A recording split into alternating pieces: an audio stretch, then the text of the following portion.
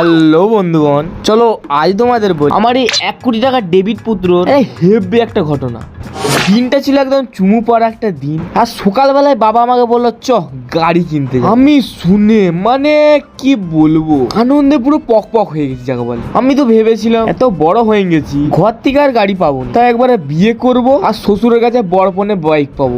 কিন্তু না, বাবা কিনে দিচ্ছে ভাই। তাই শোরুম যাবো বলে ঝাপত করে রেডি হয়ে গেল। পরলাম এক্সের দিয়া হুডি আর মেলা থেকে কিনা 10 টাকা দামি চশমা। ও কি কম্বিনেশন! কি গাড়ি নেবো ভাবতে ভাবতে মাথা চুলকোতে চলে গেলাম শোরুম। দিয়ে দেখলাম বাবা নিয়ে এসছে টিভিএস। তখনই তো মাথায় এলো অ্যাপাচি, টিভিএস রাইডার না টিভিএস রনিন, কোনটা ছেড়ে কোনটা নেবো। দিয়ে দেখলাম ওই স্কুটিও আছে, কিন্তু আমার মতন ছেলে ওই স্কুটি মুটি চালাই না, একটা লেভেল আছে বস। তারপর বাবা কেন এক্সেল 100 দেখছে, ও এমনি দেখছে হয়তো। কিন্তু তারপরে হয়ে গেল আমার সাথে মস্ত বড় ধোকা।